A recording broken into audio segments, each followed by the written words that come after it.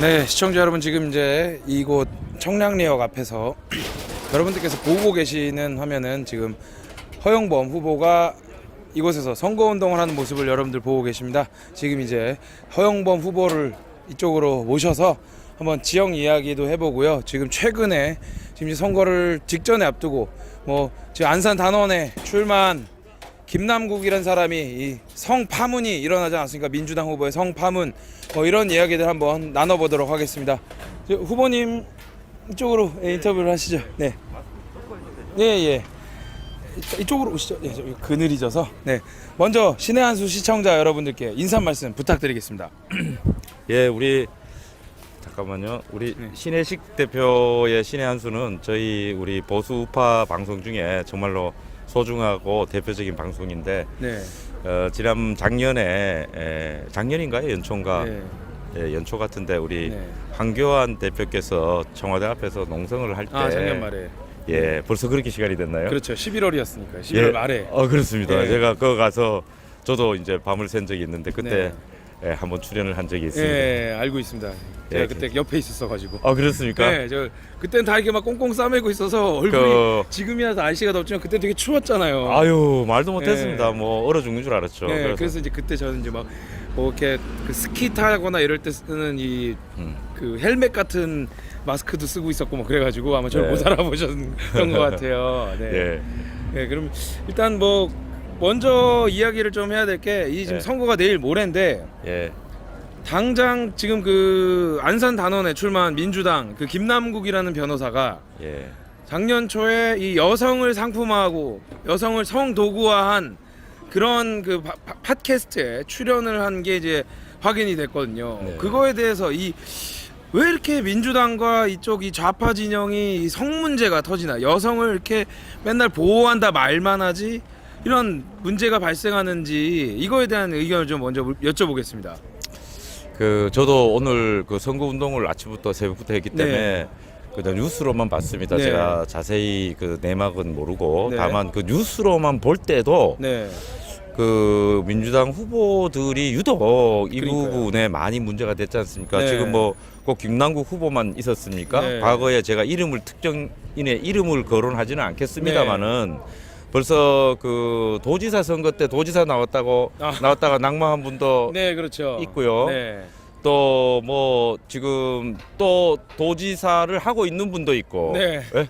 제가 이름은 거론하지 네, 않겠습니다만은 이런 것들이 한마디로 하면은 좌파 운동권들의 어떤 특징 같은 것 같아요. 저도 80년대 초반에 대학을 다녀서 아는데 좀 그때 용어로 보면은 이 계급 투쟁 내지 운동을 하는데 그 성이라는 것을 어떤 장애물로 여기지 않고 그것도 좀 심하게 말하면 운동에 한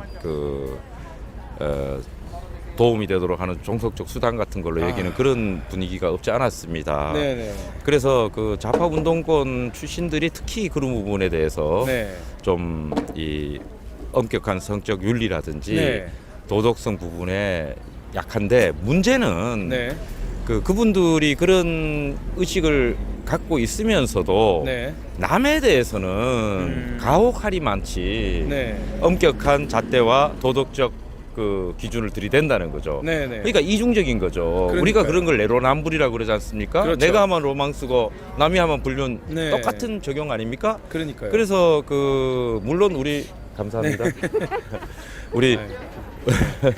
우리 보수 우파도 물론 없지는 않습니다만은 유독 그쪽 그 좌파 운동권 출신들이 많은 것은 그러한 성적 도덕적 윤리 의식에서 약하고, 또 본인들은 정의롭다고 얘기하면서 사실은 정의롭지 않은 것들을 많이 해왔지 않습니까? 예컨대 김남국 후보 같은 경우가 대표적인 경우인데, 조국 전 법무부 장관의 그러한 우리가 파렴치하다고 해도 틀린 말이 아니죠. 그렇죠. 어떤 위선의 표본 같은 거고, 정말로 기상천외한 부부 사기 단이다 이렇게까지 표현하는 걸 제가 봤는데, 그런 분의 행태를 옹호하겠다고 네. 백서를 써가지고 소위 지지자들을 추동하고 네. 그러면서 국민에게 또 국민의 대표자가 되겠다고 나왔는데 그러니까요. 난 이런 것들이 이런 운동권 출신들의 어떤 이중적 속성 그러한 내로남불 또 도덕 그 위선적인 모습 좀 심하게 말하면 위선적인 네. 모습 이런 것들을 상징적으로 보여주는 거 아닌가 이렇게 해서 참 한편으로 충격적이기도 하고 네. 한편으로는 좀 개탄스럽습니다. 그러니까요. 이게 여성을 위한다라고 이야기하는 대통령이 바로 지금 문재인 대통령 아니겠습니까? 페미니스트가 되겠다. 그런데 왜 유독 민주당에서만 이런 문제가 터지는지 대통령이 한번 다시 생각해 볼 문제라고 생각하고요. 여성을 위한다는 민주당이 여성을 위해서 짓밟는 건 아닌가 이런 좀 의문도 좀 듭니다. 이러한 내로남불 형태를 바꾸려면 어떻게 해야 될까요, 후보님? 이번에 그 저희 당에서도 네. 뭐 소위 말해서 막말 그런 네. 논란이 있었지 않습니까? 네. 그거에 대해서는 뭐 우리 당이 그 빠르게 사과를 하고 네. 또 조치를 취해서 제가 뭐 더 이상 왈가왈부 안 하겠습니다만은 네. 문제는 그 상대당인 더불어민주당에서는 그럼 과연 그런 말들이 없었느냐? 제가 보니까요. 이 신문에 나고 언론에 난 것만 일독해봐도 이건 도저히 그러니까요. 받아들이기 어려운 정말 이 막말 이 뿐만이 아니라 이 장사미사 시정 잡배도 할 수 없는 그런 네. 이 뭐 막장 수준의 용어들을 네. 공식 회의석상에서 네. 당의 이 대표성을 가진 분들이 그렇죠. 하고도 사과 한마디 안 하지 않습니까? 그런 것들을 보면 이분들이 무슨 이중잣대를 갖고 있고 네. 또 그것을 보도하는 언론에서 마치 우리 당의 것들은 세월호와 관련돼 있으니까 이거는 뭐 어떤 말도 할 수 없다 이런 기준인지 제가 무슨 뭐 자명진 의원의 말을 후보의 말을 옹호하자는 그런 취지는 그런 취지는 아닙니다만은 어쨌건 간에 우리 당에서 후보가 한 말들은 그렇게 무슨 세상이 난리가 난 듯이 그렇죠. 보도를 하면 그게 잘못됐다고 하면 이렇게 그냥 두셔야 되는데 행인들이 지나가시기 때문에 네네. 우리 김지현 사무원 양해를 구하고 좀 이렇게 말씀을 드려줘요. 그래서 제가 어디까지 했죠? 그래서 이런 것들을 어떻게 하느냐? 결국은 국민이 엄격한 판단을 해주셔야 돼요. 네. 당신들이 지금 그 민주당 쪽 이 문재인 정권이 들어와 가지고 지금까지 모든 거를 한마디로 하면은 내로남불이거든요. 네. 예? 네. 우리는 정의롭고 우리는 옳고 우리는 국민을 위하고 우리는 미래를 가지고 가는데 마치 우리 당은 퇴행적이고 적폐고 반대로 가는 것처럼 왔지 않습니까? 그러나 실제로 3년이 지나고 보니까 그분들이 더 부정의스럽고 그렇죠. 더 위선적이고 네. 예? 경제 망쳤지 네. 안보 불안하게 했지 네. 외교 이렇게 엉망으로 만들었지 동맹관계 흔들리지 네. 잘한 게 뭐 있습니까?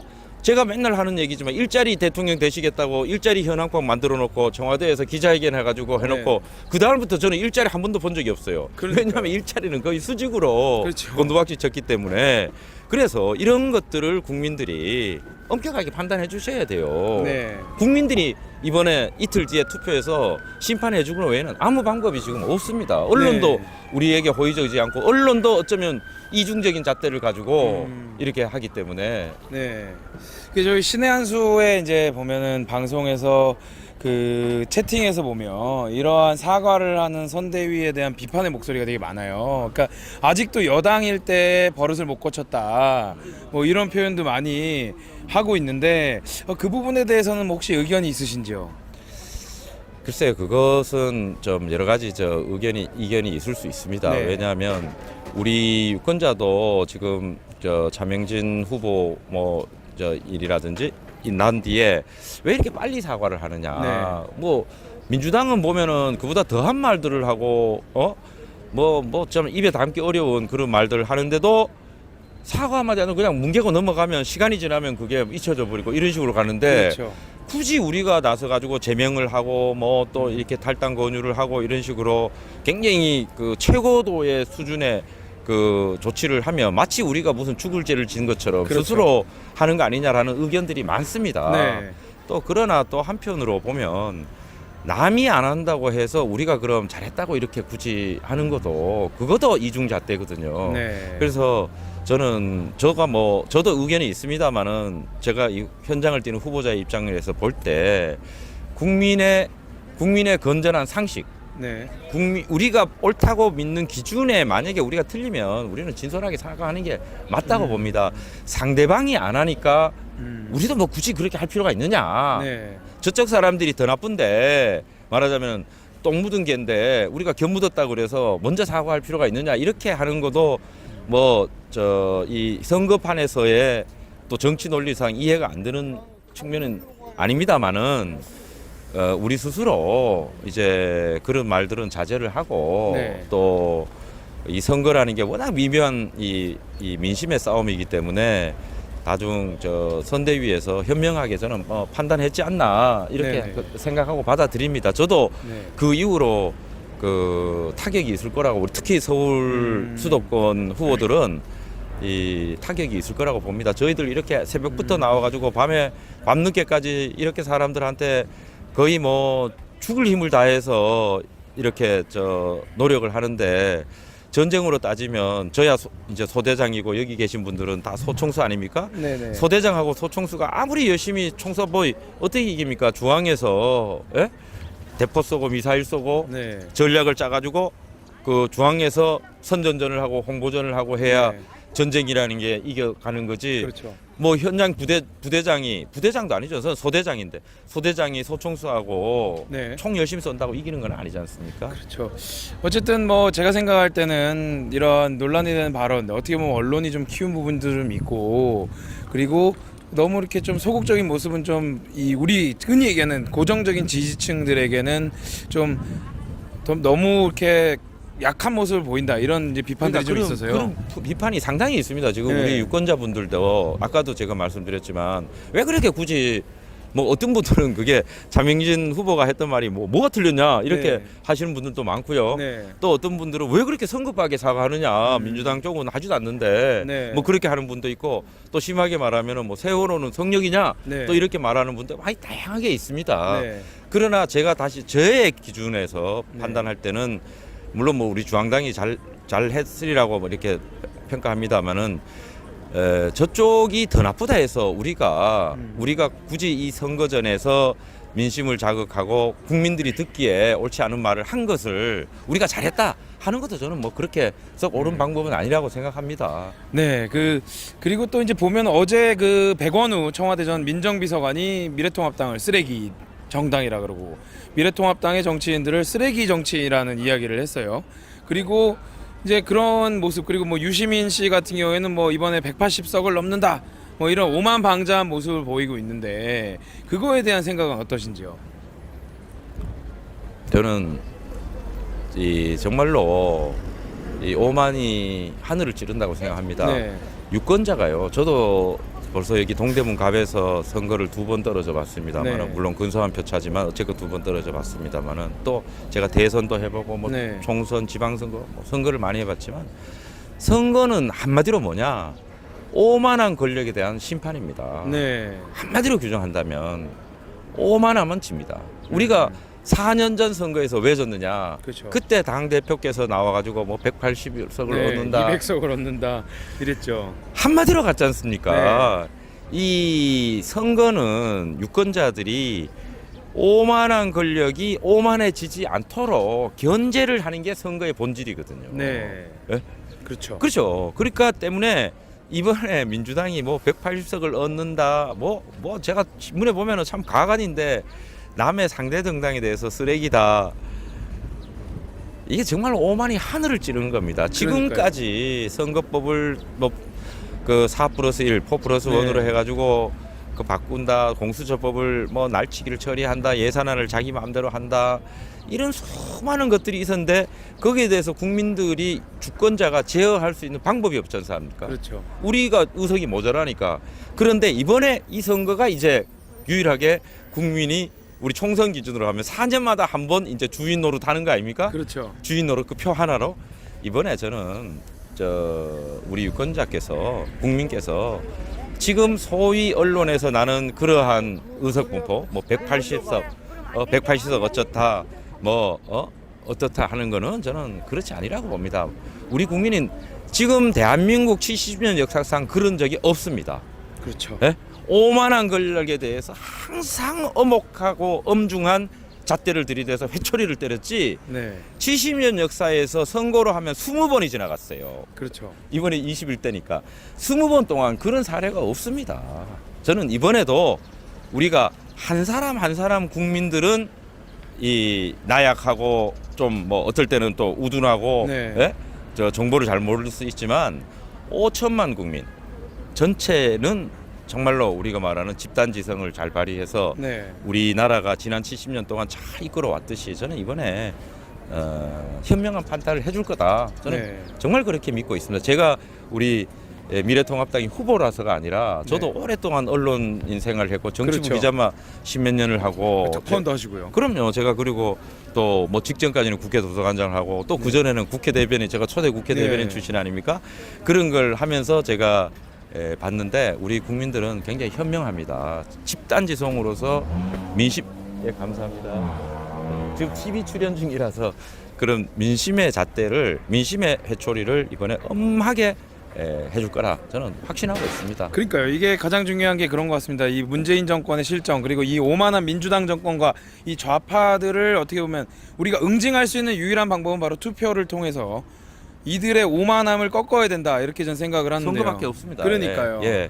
민주주의가 뭡니까? 민주주의라는 거는 국민 한 사람 한 사람이 주권자로서의 권한을 갖고 국가의 주인이라는 게 민주주의 아닙니까? 그러니까요. 다른 사람 예컨대 귀족이나 왕에게 주권을 위임하면 그거는 민주주의가 아니죠. 그거는 네. 군주정이고 뭐 옛날에 귀족정이고 다 그런 정치 체제인데 민주주의라는 거는 백성 국민 한 사람 한 사람이 주권자가 민주주의 아닙니까? 그러면 그 주권자는 결국은 선거를 통해서 그 주권을 행사한 거면은 평소에는 주인 노릇을 못 해요. 뭐 어떻게 주인 노릇 합니까? 이번에 저희 현수막이 저희들이 단 게 투표하셔야 주인입니다. 이게 저희 현수막입니다. 요 근처에도 많이 달려 예, 있습니다. 아까 안 그래도 오면서 봤어요. 예. 제가. 투표하셔야 주인입니다. 그러니까요. 저희가 만들어서 지금 여기 우리 곳곳에 붙어 있습니다만은 왜 그러냐?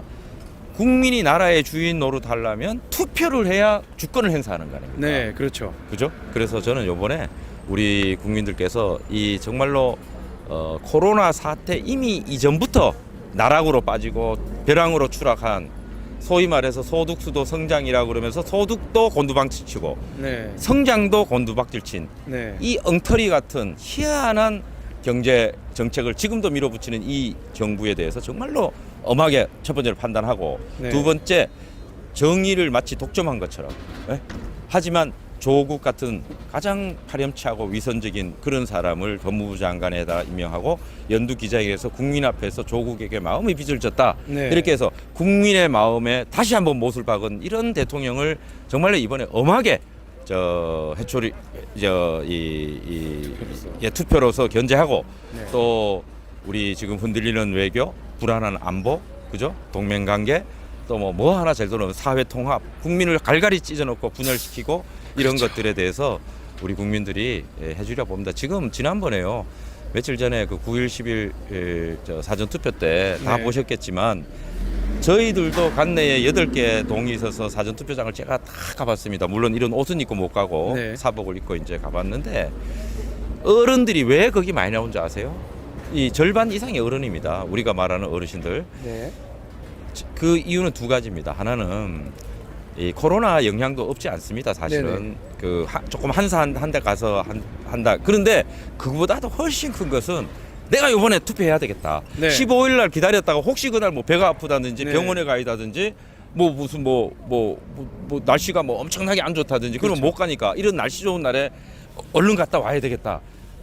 정말 작심하고 나간 분들이 대부분이에요. 저는 그거 보고 네. 아 이번에는 이 나라를 걱정하는 분들이 정말로 다르구나 하는 거를 느꼈습니다. 이번에 아마 출구조사도 사전투표 우리 지역구 같은 경우는 23%입니다. 전국 투표율보다 조금 낮는데 23%만 거의 절반 조금 넘는 수준일 거예요.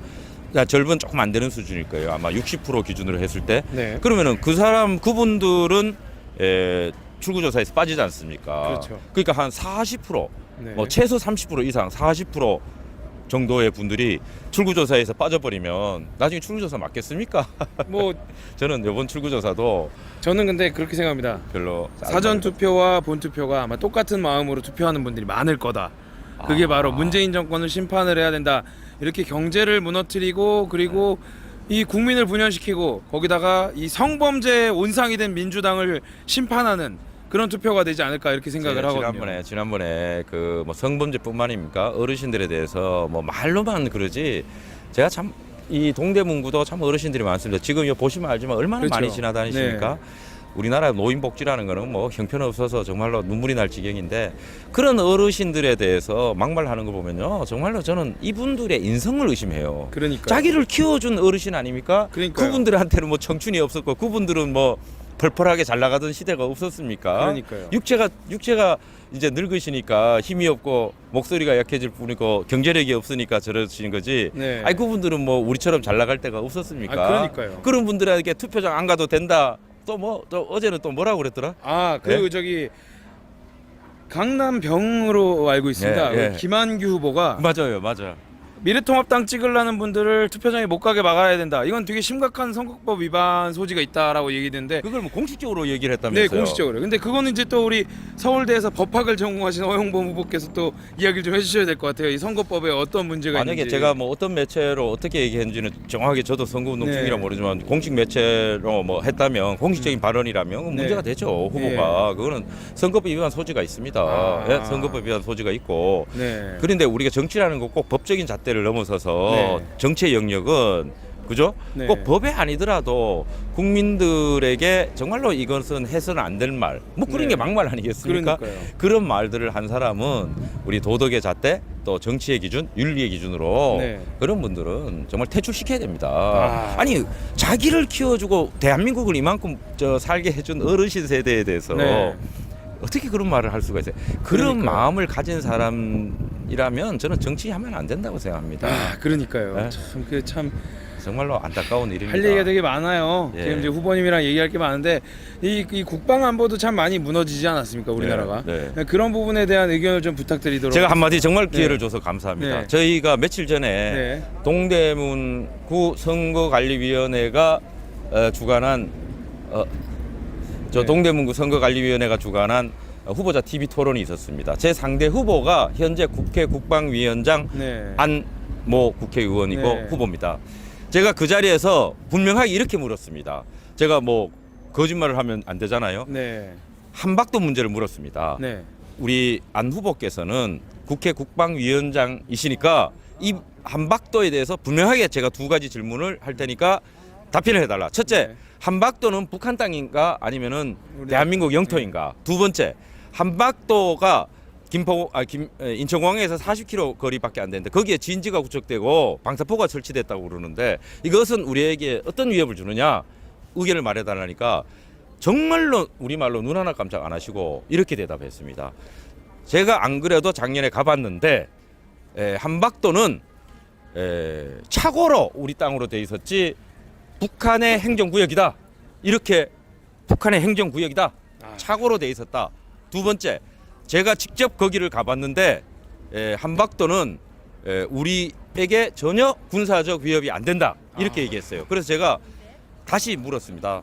정말 충격적입니다. 어떻게 국방위원장께서 이렇게 대답을 합니까? 그러니까요. 네? 제가 뭐 시간이 워낙 짧기 때문에 네. 보충 설명을 못하고 충격적입니다. 그래서 이 한박도가 우리 땅이 아니고 우리 영토가 아니고 북한 땅이고 두 번째 전혀 군사적 위협이 안 된다고 그러는데 지금이라도 다시 발언할 기회가 있으니 줄 테니 네. 수정하시려면 하십시오. 내가 이랬더니 말을 안 해요. 제가 그 다음에 그것을 보도 자료로 내고 성명으로도 내고 여러 가지로 했는데 뭐 언론에는 크게 반영이 안 됐습니다만 아마 언론인들이 뭐 그런데 크게 관심을 안 가질 것 같은데 문제는 정부가 가진 공식 지도상에도요 다 한박도가 NLL 밑으로 돼 있습니다. 그러니까요. 이제까지 우리 거기에 또 대한민국 주소가 부여돼 있어요. 지금도 그러니까요. 부여돼 있습니다. 그러니까요. 예? 그다음에 그러다가 문제가 되니까 정부가 그거는 북한 거다. 우리가 행정착오다. 아니 그럼 지금까지 그 NLL 지키려고 목숨 바친 참수리호라든지 예? 천안함이라든지 그런 사람들 뭡니까? 그게 왜 그 NLL 밑에 있는 게 분명한데? 그러니까요. 예? NLL 밑에 분명한데 그거는 그럼 우리가 그 땅 한 평 지키려고 얼마나 많은 사람이 들을까요? 설령 그게 북한이 지금 실효적으로 지배하고 있다 하더라도 나중에 지금 NLL이라는 거는 북한에서 인정을 안 하지 않습니까? 네. 그럼 나중에 그게 영토의 분쟁이라든지 예? 저 귀속 문제 가지고 나중에 논란이 있을 수 있어요, 북한과. 네. 그럴 때 우리 국방위원장이라든지 대통령이라든지 국방부 장관인데 총리가 한 말은 결정적 증거를 갖습니다. 증거 능력을. 그러니까요. 아니 국회 국방위원장이 국민을 대표하는 사람인데 말이라도 지금 그것은 예? 네. 북한이 그거 와 있지만 과거에 우리가 영토로 돼 있었고 네. 우리가 끝까지 지켜야 될 땅이다. 네. 앞으로 지금은 우리 남북 관계상 뭐 분쟁 지역화 할 수 없겠지만 네. 우리가 끝까지 지켜야 될 땅이다. 우리가 최선을 다하겠다. 네. 예? 그리고 한박도에 거기에 뭐 저 미사일이든 군인인 와 있으면 그것은 단 한 사람이라도 우리한테 군사적 위협이 되고 바로 문재인 대통령이 합의한 9.19 군사 합의 위반입니다. 그렇죠. 예? 그러면은 철수하도록 강력히 요구하겠다. 국회 국방위원장 이렇게 얘기해야 맞는 거고 네. 제가 그때 시간만 좀 있으면 이렇게 대답하고 싶었어요. 물을 거예요. 아니 그러면 거기 군사적 위협도 안 되고 그러면은 한박도에 그러면 북한 국민들 한박도에 거기다가 저 시설물 짓고 저 방사포 놓고 진지 만드는 거를 그러면 거기를 뭐 북한 군인들 휴양지로 쓰려고 그렇게 합니까? 그 휴양 시설 만들려고 그렇게 합니까? 거기다가 네. 뭐 하려고 진지를 짓습니까 그러면? 그러니까요. 예? 거기 뭐 북한 휴양 시설입니까? 그러니까 어떻게 국방위원장이 그런 얘기를 합니까? 제가 그렇게 따지려고 그랬는데 시간이 없어서 못했는데 어쨌든 간에 이런 것만 봐도 정부 이 정권이 들어와서 뭐 9.19 군사합의 이건 말도 안 되지 않습니까? 지금 그렇죠. 우리가 뭐 저 비무장지대에 비무장은 우리만 비무장이지 네. 예? 우리만 무장 해제 아닙니까? 그렇죠. 일방적인 철수, 일방적인 무장 해제, 일반적인 훈련 중단, 그다음에 일방적인 군사훈련 또 뭐 한미 연합 훈련 중단, 그다음 동맹관계 흔들리지. 일본은 물론 우리 과거 일제 시대가 있습니다는 그래도 우방 아닙니까? 네. 일본에 대해서만 나오면은 뭐 그냥 난리가 난 듯 하다고. 중국에 대해서는 단 한마디 지금까지 하는 거 봤습니까? 그러니까요. 중국에 대해서 왜 이런 식으로 하니까 국민들이 불안하고 정말로 이번에 저 민주당이 180석 이상을 얻으면은 정말 어떤 일이 벌어질지. 180석 얻으면 무슨 일이 벌어집니까? 개헌 말고 다 할 수 있습니다. 그러니까요. 대한민국에 옛날에 박지원 의원이 그랬어요. 국회는요 여자를 남자로 바꾸는 거 외에는 모든 걸 다 할 수 있다고.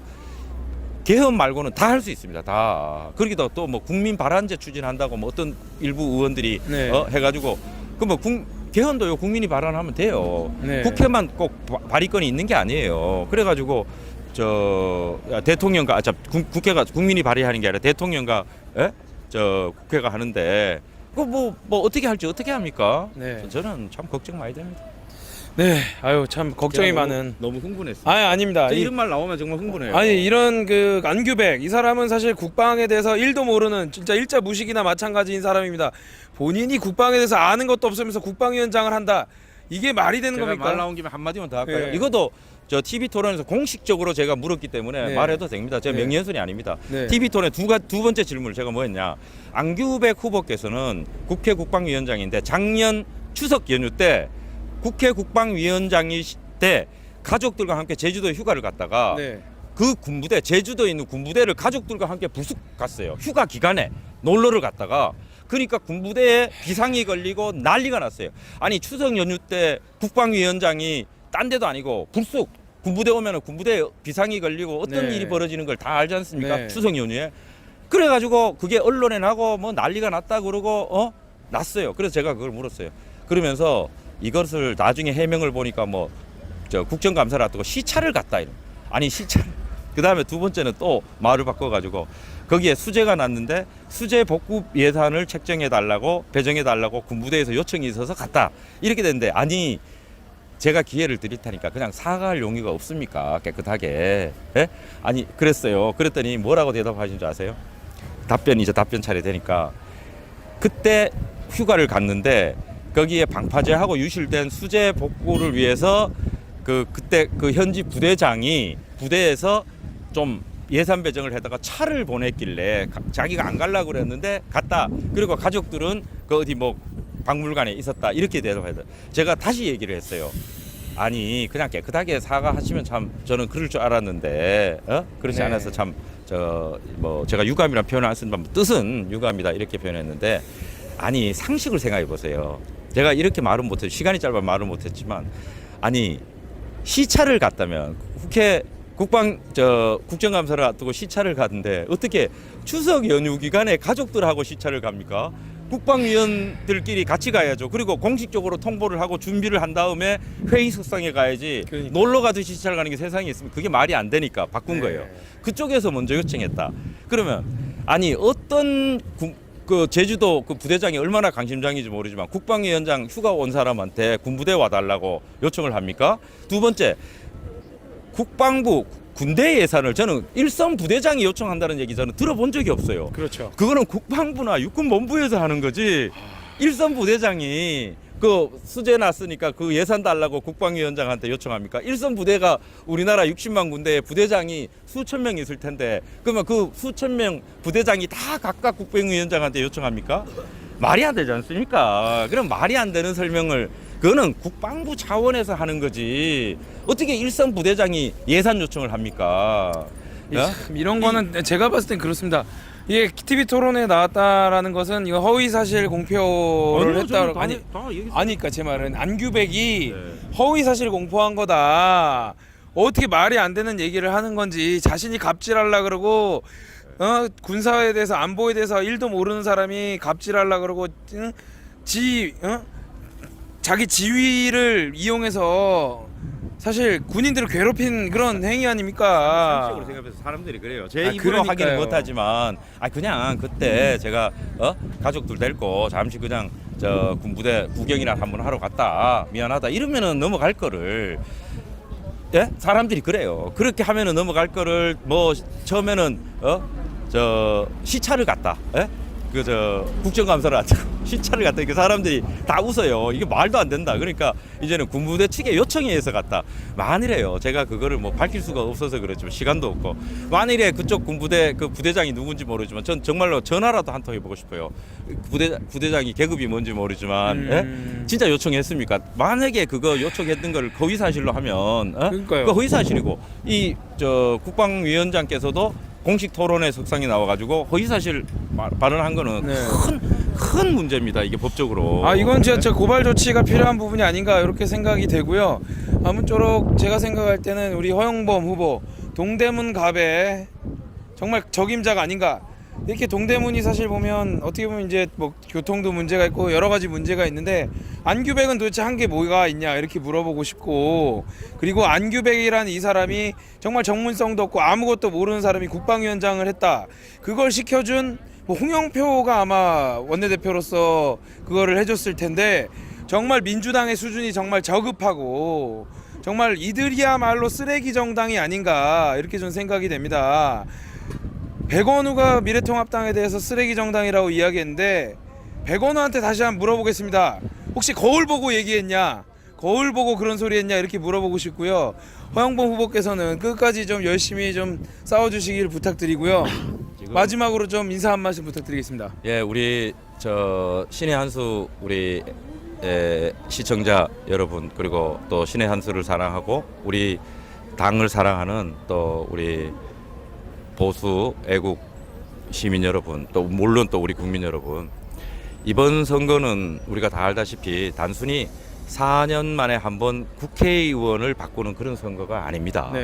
이번 선거는 과거의 20번의 선거가 다 중요하지 않은 선거가 없었지만 이번 선거는 나라의 운명을 좌우하는 선거입니다.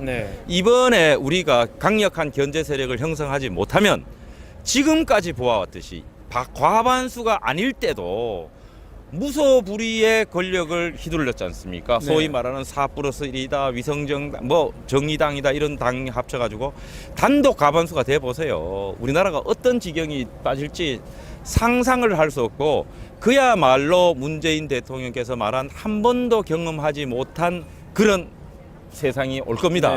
저는 정말 두렵습니다. 우리 국민들도 두렵다고 그래요. 두 번째, 우리 동대문구에 대해서 정말 한 말씀 올리겠습니다. 우리 동대문구는 제가 벌써 세 번째 출마하는 곳입니다. 지난 2번 선거에서 아깝게 낙선을 했지만 저는 10년의 세월 동안 이 지역을 떠나지 않았습니다. 많은 사람이 여기는 어려우니까 허용급식 좀 더 쉬운 곳에 가가지고 해라. 저는 떠나지 않았습니다. 저는 여기서 10년 동안 아이를 키우고 저희 아내와 함께 정말 우리 주민들께서 저한테 한 번 기회를 주실 거라고 믿고 제가 지금까지 노력해 왔습니다. 제가 어릴 때 자란 곳이 동대문구고 제 아내를 만난 것도 동대문구고요. 우리 아이들이 큰 것도 지금 동대문구입니다. 저는 과거에 그렇게 번성하던 이 청량리 일대가 불야성을 이루던 이 청량리 일대가 지금 서울에서 가장 이 뭐라 그럽니까? 이 낙후된 곳이 바뀌었습니다. 지금 보시면 아시다시피 참 미안한 얘기지만 번듯한 빌딩도 없고 상가도 없고 이 노점은 갈수록 늘어나고 이렇게 됐습니다. 밤 되면 7시 되면 여기 불이 다 꺼지고 정말 인적이 끊길 정도입니다. 저는 이 청량리 이 앞에 보이는 이 역이요. 1974년 8월 15일을 개통했는데 그날 유경수 여사가 문세광의 총에 숨진 날입니다. 그날 개통식을 한 대한민국 제1호 전철역입니다. 딱 40년이 넘은 이 청량리역에 한번 내려가 보십시오. 입구만 지금 이렇게 돼 있지 내려가면요 40년 전 그대로 있고 에스컬레이터조차도 없어서 노인분들이 지금 올라올 때 등산을 하듯이 올라옵니다. 어떻게 국회의원을 여기서 8년을 하고 발전했다면서 지하철에 에스컬레이터 하나 못 놓습니까? 뭐 그게 뭐가 어려워서 에스컬레이터 하나 못 놓고 여기만 그렇습니까? 이 옆에 제기동역을 한번 가보십시오. 거의 등산하듯이는 에스컬레이터 하나 못 놓으면서 무슨 동대문이 발전했습니까? 여기만 그런 줄 아십니까? 외대 압력 가보십시오. 지금도 에스컬레이터가 멈춰있고 하루 종일 고장입니다. 하루 종일. 또 신의문역에 가보십시오. 똑같이 에스컬레이터가 없어요. 노인분들은 올라오지도 못합니다. 올라오지도 못해요. 저는 이런 거 하나 못하면서도 무슨 동대문이 발전했다, 뭘 하겠다, 이런 것들이 정말 옳지 않다고 생각합니다. 이제는 정말로 우리 동대문이 발전해야 되고 또 대한민국이 정말 똑바로 가야 되고 우리가 흔히 하는 말대로 정말 한 번도 경험하지 못한 나라 때문에 공포에 질려서 살고 그런데 절망을 하고 하지 않도록 이번에 우리 미래통합당 꼭 지시해 주시고 또 우리 동대문구에 제가 이 열정과 의지 또 비전 구상을 10년 동안 준비해 왔습니다. 이것을 꼭 펼칠 수 있도록 기회를 주시기 바랍니다. 제가 진심을 다해서 일하겠습니다. 네, 오늘 인터뷰 감사합니다. 네, 네, 감사합니다. 네, 감사합니다. 고맙습니다. 네, 지금까지 동대문 갑의 허영범 후보를 만나서 인터뷰를 했습니다. 여러분들 영상을 보시고 여러분들께서 올바른 판단 그리고 이 성범죄의 온상 그리고 오만함의 온상인 민주당과 그리고 문재인 정권의 이 오만함을 끝내게 하는 투표 꼭 해주시기를 부탁드립니다. 바로 4월 15일입니다. 비상식이란 집에서 상식이란 집으로 이사가는 그날이 바로 4월 15일입니다. 이 문재인 정권 더 이상 폭주하면 대한민국이란 나라는 지도에서 사라질지도 모릅니다. 바로 대한민국을 지키는 건 투표하는 여러분들이다. 이렇게 말씀드리면서 방송 마무리하겠습니다. 시청해주신 여러분 감사합니다. 네, 고생하셨습니다. 네. 오메기떡 50개에 35,000원, 장바구니 포함해서 굉장히 저렴한 가격인데요. 이주희 기자가 소개하겠습니다. 네, 여러분들 제주 오메기떡이요. 제가 오늘 아침에도 2개 식사 대용으로 먹고 왔습니다. 굉장히 든든한 상태인데요. 여러분들 제주 오메기떡이요. 정말 이렇게 그 냉장고에 냉동실에 얼려놨다가 한 20분 정도면 식탁에 딱 꺼내놓고 이게 아이스크림인지 떡인지 굉장히 시원하게 또 말랑말랑하게 드실 수 있는데 한 30분 지나면요. 정말 찰떡이 아주 그냥 한 입 딱 무는 순간 입안에 착 퍼지면서요. 안에 있는 팥도 적당히 달아서요. 지금 많이 스트레스 받으실 텐데 지금 한 입 딱 무는 순간 잠시나마 좀 스트레스를 잠깐 해소하실 수 있고요. 이게 정말 제주 오메기떡 애국자가 만들어서요. 정말 건강하고 믿을 수 있는 제주 오메기떡입니다. 저희 신의 한 수에서 시청자 여러분들 정말 사랑하는 마음으로요. 믿고 주문하실 수 있는 굉장히 정직하고 맛있는 떡 저희가 준비했으니까요. 많이 주문하시고요. 지금 마스크도 없어서 지금 보니까 뭐 주민번호 도용했네 이러면서 난 사지도 않았는데 마스크를 누가 사갔네 이러면서 좀 마스크 구하기 너무 힘드시잖아요. 장도 보기 힘드실 텐데 여러분들 주문 많이 하셔서 건강하고 맛있게 드시면 좋겠습니다. 예, 064 제주도입니다. 02가 아니에요. 064-72-5579 이 번호로 전화 주셔야 됩니다. 064-72-5579로 전화 주시면은 가능합니다. 제주도 번호입니다. 01 누르시는 분들이 있더라고요. 제주도 오메기떡, 예, 이 애국자가 태극기 집회 나오시면서, 예, 아, 이거 참 팔아보고 싶다 해서 저희 신해안에서 무료로 광고 드리는데요. 이거 뭐 아주 맛있습니다. 제주 오메기떡, 제주도 가기도 힘들고, 여행 가기도 힘들고, 특산품도 먹고 싶고, 맛있는 거 드시고 싶을 때 꼭 주문해 주세요. 064-722-5579. 신의 한 수의 구독, 좋아요, 알림 방법입니다. 보실 영상을 눌러주세요. 아래의 구독 버튼을 눌러주세요. 그럼 종 모양이 나옵니다. 그 종 모양을 눌러주시면 신의 한 수의 새로운 영상들이 알림이 울립니다. 그리고 엄지척 좋아요 버튼을 눌러주세요. 여러분의 구독, 좋아요 버튼은 신의 한 수에 큰 힘이 됩니다. 댓글로 여러분의 많은 의견도 듣고 있습니다. 응원의 댓글도 부탁드립니다.